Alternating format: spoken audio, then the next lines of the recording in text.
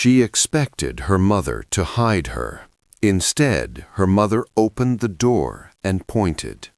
The American soldier stood in the doorway, rifles ready, and Anna Keller knew in that moment that betrayal cuts deeper than any bullet. They told her Americans would torture German prisoners, but when she arrived at Camp Co in Minnesota in the winter of 1945, 18 years old and shaking with cold, the enemy broke her not with cruelty, but with a cup of hot chocolate and a man who would teach her what a real father looked like. If this story moves you, please hit the like button and subscribe for more true stories from World War II that reveal the complicated truth about war, family, and humanity. The train rumbled through the German countryside in early March 1945. Anna Keller sat pressed against the wooden wall of the boxcar, her arms wrapped around her knees, trying to make herself as small as possible. She was 18, though she looked younger, thin, pale, with dark circles under her eyes that spoke of too many sleepless nights. She had been a radio operator for the Wehrmacht, one of thousands of young German women pulled into military service as the war consumed every available person. She had never fired a gun, never seen combat, but she had worn the uniform and worked in the communications center in Hamburg. That was enough to make her an enemy when the British troops rolled through. But it was not the British who had captured her. It was her own mother who had turned her in. Anna still could not understand it. After Hamburg fell, she had made her way back to their small apartment, hoping to find safety, hoping to hide until the chaos settled. Mrs. Keller had opened the door, and for one brief moment Anna had seen relief in her eyes. Then the relief had hardened into something else, something cold and calculating. The next morning, American soldiers had knocked on the door. Mrs. Keller had answered. She had pointed to Anna and said in broken English, she was Wehrmacht, radio operator. Just like that. No hesitation, no tears, just a finger pointing at her own daughter. Anna had not cried when they arrested her. She had not cried during the interrogation. She had not cried when they loaded her onto the train with dozens of other captured German military personnel. But now, alone in the darkness of the boxcar, feeling the vibration of the tracks beneath her, she felt something break inside her chest. Her mother had chosen survival over her daughter. The train journey to the port took 3 days. They were given water and thin soup twice a day, ladled through the small window in the boxcar door. Anna drank but could not eat. Her throat closed every time she tried to swallow the watery broth. When they finally reached the port, Anna saw the ship that would take them across the Atlantic. It was massive, gray, imposing. American sailors moved about the deck with practiced efficiency. The Atlantic crossing took 2 weeks. Anna spent most of it in the hold with the other women, lying in a narrow bunk, staring at the ceiling and thinking about her mother's face, that moment when relief had turned to coldness, that finger pointing, those words. When the ship finally docked in New York, Anna caught her first glimpse of America through a porthole.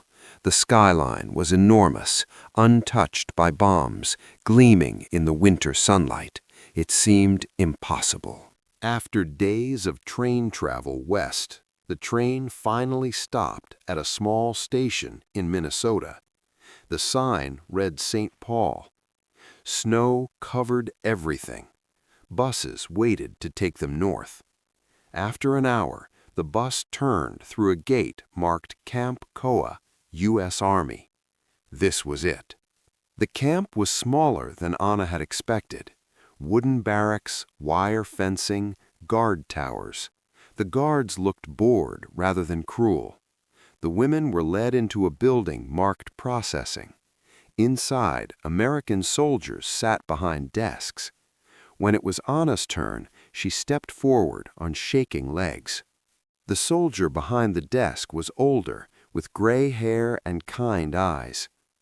Anna Keller, he read slowly. 18 years old, radio operator. He looked up at her. You look cold. He stood, went to a cabinet, and returned with a thick wool blanket. Here, he said, wrap this around yourself. Anna hesitated, then slowly took it. The warmth sank into her bones. Good, the soldier said, making a note on her file. His name tag read Sergeant Thomas Reed. You're going to be okay, Anna. And for the first time since her mother had pointed at her, Anna Keller felt the cold begin to leave her body. After processing, the women were directed to the shower building. Anna Keller walked with the others, still clutching the blanket around her shoulders. Her heart pounded again. This was where it would happen, she thought. This was where the cruelty would start. They would strip them, humiliate them, break them down. But when they entered the building, it was not what she expected. The room was warm, heated by radiators along the walls. Benches lined one side. Hooks held clean towels. A female American officer stood waiting, her uniform neat, her expression neutral but not unkind. Welcome, the officer said in German, her accent American but her words clear. You will shower here. Hot water, clean towels, new clothes will be provided. Take your time. Anna and the other women exchanged glances. Could this be real? They were handed bars of soap, real soap, white and fragrant, not the rough lye soap they had used in Germany. Anna held it in her hand, staring at it. It smelled like flowers. When was the last time she had smelled flowers? The showers had individual stalls with curtains. Anna stepped into one, turned the handle, and gasped. Hot water, actually hot. It poured over her head, running down her back, washing away weeks of grime and fear. She stood there, eyes closed, letting the water run. And for the first time since Mrs. Keller had betrayed her, Anna Keller began to cry. She cried silently, letting the water wash away her tears. She cried for the mother who had pointed at her. She cried for the home that no longer existed. And beneath it all, she cried because the enemy had given her hot water and soap, and she did not know what to do with that kindness. Anna did not know what to think. Fear, she understood. Hunger, she understood. Cold, she understood. But this strange safety felt unfamiliar and dangerous in its own way. At night, lying in her bunk, she stared at the ceiling and wondered how the enemy could be kinder than her own family. The question followed her into sleep, unanswered and heavy in her chest. As the weeks passed, Anna Keller began to notice Sergeant Thomas Reed more often. He seemed to be everywhere, checking on the barracks, speaking quietly with guards, making notes on clipboards. He learned the prisoners' names and used them, something that startled Anna the first time she heard him say hers. One afternoon, about 2 weeks into her time at Camp Co., Anna was walking back from the laundry when she passed him standing outside the administration building, smoking a cigarette and watching the snow fall. "Anna," he said, recognizing her, "how are you settling in?" She stopped, unsure how to respond. "I am fine," she said carefully. Her English was limited, but functional. "Good," he replied. "That's good." He studied her for a moment. "You look better than when you arrived, less scared." She did not know what to say. It was true. She was less scared, and that frightened her in its own way. Sergeant Reed seemed to sense her confusion. "It's okay to be confused," he said gently. I know this isn't what you expected. It's probably not what any of you expected. But we're not monsters. We're soldiers doing a job. And part of that job is making sure you're treated humanely." The words slipped out before she could stop it. Why? He considered the question for a moment. "Because it's the right thing to do," he said finally. "Because you're people, not animals. And because one day this war will end, and we all have to live with what we did during it." He asked if she had family back in Germany. Anna hesitated. "A mother," she said quietly, "in Hamburg." "You miss her?" The question tightened her throat. "I do not know," she answered honestly. Sergeant Reed nodded. "That's an honest answer." He glanced at the sky, then back at her. "Come on, let's get you inside. It's cold out here." He walked her to the barracks, talking lightly about the weather and the camp. Before leaving, he paused. "If you ever need to talk, my office is in the admin building. The door's always open." That night, lying in her bunk, Anna replayed the conversation again and again. There was something about Sergeant Reed that felt familiar, a steadiness, a quiet strength. Being near him made her feel less alone, and she did not fully understand why. The women at Camp Co. were allowed to write letters home, and one evening Anna sat in the recreation room with a blank sheet of paper in front of her. She wanted to write to Mrs. Keller. She wanted to ask why, but the words would not come. Instead, she wrote only that she was alive, that she was in America, that she was being treated well, and that she did not know when she would return. She sealed the letter and placed it in the outgoing box, unsure if it would ever be read. No reply came. She had not expected one, but the silence still hurt. As winter deepened, small acts of kindness began to pile up. Corporal James Wilson brought a radio into the laundry so the women could listen to music while they worked. Sergeant Patrick Hayes, the camp cook, began making desserts on Sundays, standing behind the serving line, grinning as the women reacted to apple pie and chocolate cake. Private Robert Clark taught some of the women how to play cards in the evenings, laughter echoing softly through the recreation room. And through it all, Sergeant Thomas Reed remained a steady presence, bringing extra blankets when the cold worsened, arranging visits from a German-speaking chaplain, and making sure the camp library stayed stocked with books the women could read. One December afternoon, Sergeant Reed found Anna sitting alone in the recreation room, staring out the window at the falling snow. He sat across from her. "Christmas is coming," he said.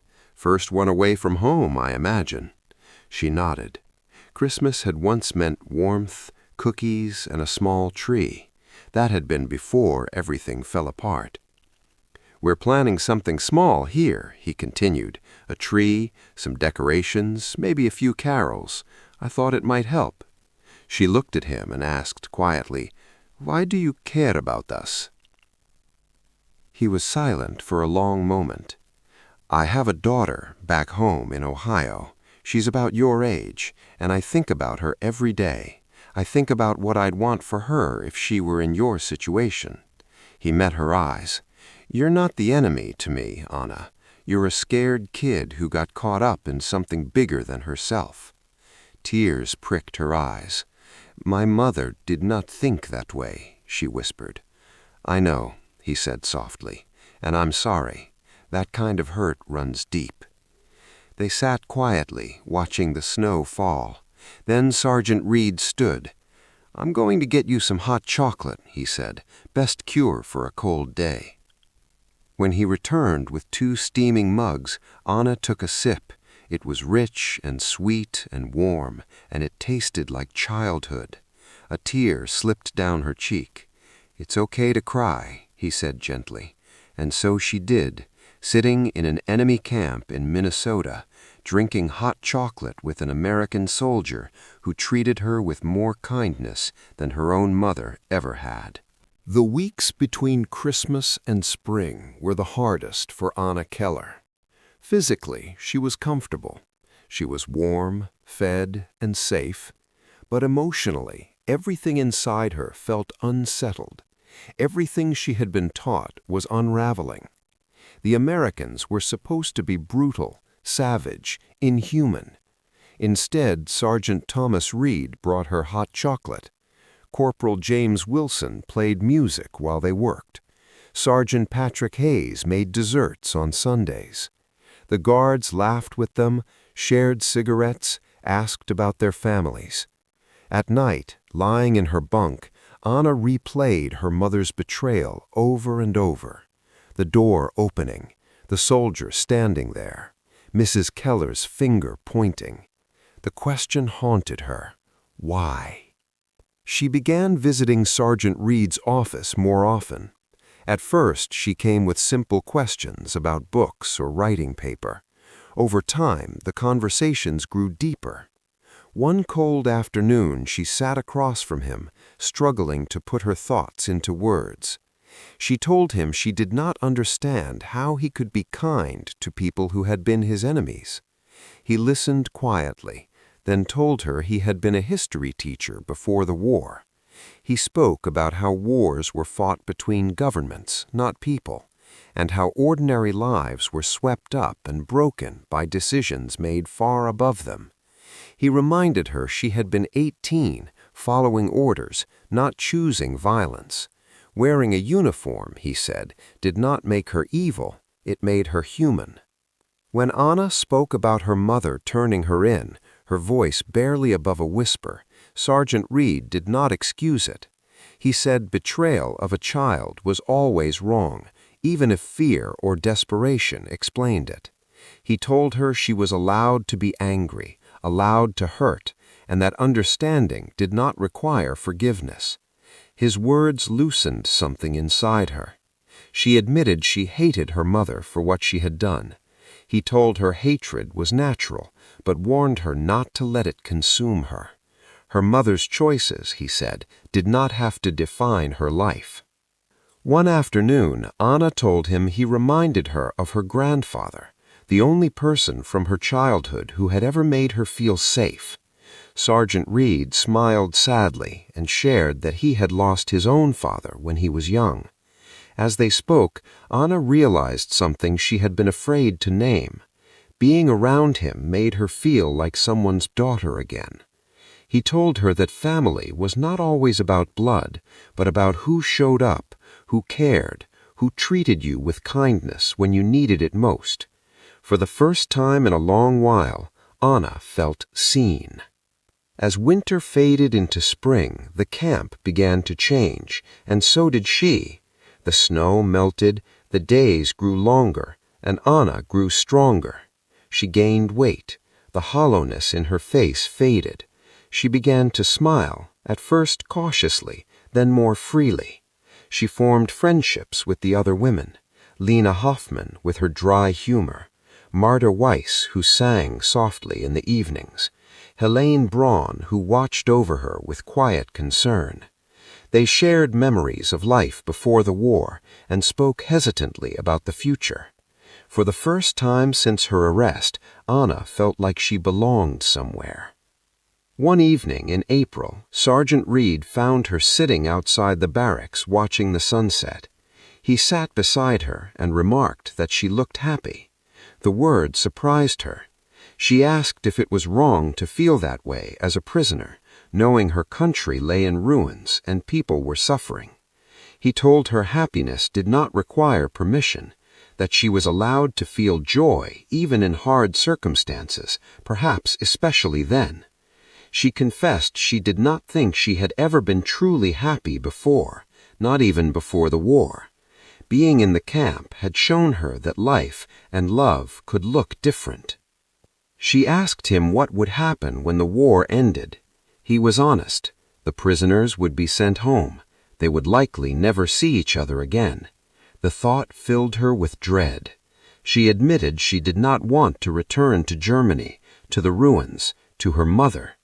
Sergeant Reed told her he understood, but that all they could do was make the best of the time they had. He put an arm around her shoulders in a quiet, fatherly gesture and told her she was strong, that she would survive whatever came next. In May 1945, the news came over the radio that Germany had surrendered. The war in Europe was over. The women gathered in silence, some crying, some staring into nothing. For Anna, the news brought relief, grief, fear, and a deep sadness. Soon, she would have to leave Camp KO. Soon, she would lose the one place where she had felt safe. That night, unable to sleep, she walked outside beneath a sky filled with stars and felt the weight of everything she had lost and everything she was about to face. Unable to sleep, Anna Keller stood beneath the open sky, arms wrapped around herself as the cool night air brushed her skin. The stars above Camp KO felt impossibly bright, more than she had ever seen back in Hamburg. She heard footsteps behind her and turned to see Sergeant Thomas Reed approaching, dressed simply, his face tired but gentle. He asked if she could not sleep either, and she shook her head.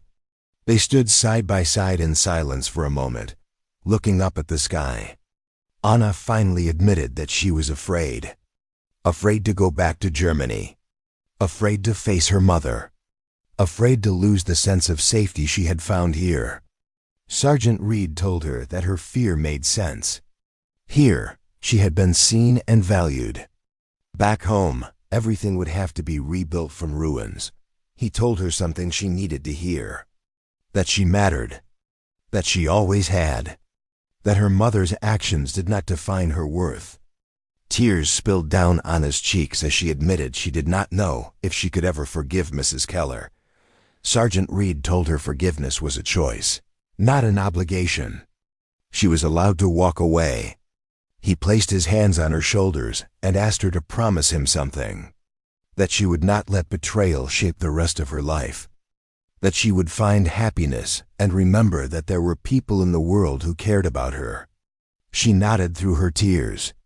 He told her she was like a daughter to him, and that even when they were separated by an ocean, that would not change. She broke down then, sobbing into his shoulder as he held her. She cried for her lost childhood, for the war, for her mother's betrayal, and for the life she was about to leave behind. When the tears finally eased, Sergeant Reed reached into his pocket and pulled out a small photograph. It showed him standing beside his wife Susan Reed and their daughter, Emily Reed, in front of their home in Ohio. He pressed it into Anna's hand and told her to keep it. To remember that somewhere in the world there was a family who considered her part of their own. Holding the photograph, Anna felt something open inside her, not pain, but healing. In August 1945, 3 months after the war ended, the women of Camp KO were told to prepare for repatriation. Ships were being arranged. They were going home. The announcement filled the camp with mixed emotions. Some women celebrated. Others, like Anna, felt only dread. The final weeks passed too quickly. She tried to memorize everything. The smell of the kitchen, the sound of laughter in the recreation room, the feeling of warmth and safety that had become familiar. On her last day, Sergeant Reed called her to his office and handed her a small care package with food, a blanket, and a letter for the journey. The letter was written in his careful handwriting. He told her he did not know what she would face, but he believed in her strength. He reminded her again that her mother's choices did not define her, that she was loved, that she mattered. He wrote that somewhere in Ohio, there would always be a man who thought of her as a daughter. His address was written at the bottom. Anna read the letter again and again, tears streaming down her face. Before folding it carefully and placing it beside the photograph, when they said goodbye, Sergeant Reed hugged her one last time and told her to be safe, to be happy, to live a good life. The journey back to Germany was long and uncomfortable. When Anna arrived in Bremen, the devastation shocked her. Buildings lay in ruins, streets were filled with debris, and people moved like ghosts among the wreckage. From there, she traveled on to Hamburg, her heart heavy with dread and resolve. Standing once more before her mother's apartment door, Anna felt an unexpected calm. When Mrs. Keller opened the door and saw her, shock crossed her face. Anna told her she had come only to say that she was alive and to say goodbye. Her mother pleaded, explaining fear and hunger, but Anna told her that none of it mattered anymore. She said she had found real family, people who had cared for her, protected her, and shown her what love looked like. She told her mother she was leaving Hamburg to start over in Munich. When Mrs. Keller reached for her arm, Anna pulled away, telling her she had chosen herself over her daughter. She walked down the stairs and out into the gray morning without looking back. Anna Keller found work in Munich as a secretary for a British occupation office. The job was steady and allowed her to begin again, far from Hamburg and the memories tied to it. She wrote to Sergeant Thomas Reed just as he had asked her to. She told him about leaving her mother behind, about her new work, about the quiet struggle of rebuilding a life from ruins. His replies came regularly, thoughtful and encouraging, reminding her that she mattered, that she was strong, that she was not alone. Over the years, the letters continued. Sergeant Reed became simply Thomas. He wrote about his life in Ohio, about his wife Susan, about his daughter Emily, about becoming a grandfather. Anna shared her own small victories and setbacks, carrying his words with her through each step forward. In 1952, Anna met a man named Carl Newman. He was kind and patient and understood that some wounds never fully healed. They married the following year. In 1955, their daughter was born, and Anna named her Emma Newman, a quiet tribute to the family she had found across the ocean. When she wrote to Thomas with the news, his reply came quickly. He told her he was honored beyond words and asked her to give the baby a kiss from her American grandfather. As Emma grew, Anna told her the story of the war, of betrayal, and of an American soldier who had shown her what family truly meant. Her daughter grew up knowing she had two grandfathers, one she had never met, who lived far away in Ohio, who sent birthday cards and Christmas gifts, and who had saved her mother not with weapons, but with kindness. In 1968, more than 20 years after the war ended, Thomas Reed finally traveled to Germany.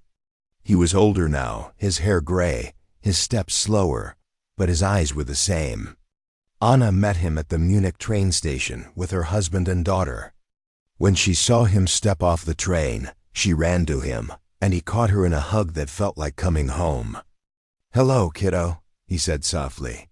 "Hello, Dad," Anna replied, and for the first time, she spoke the word aloud.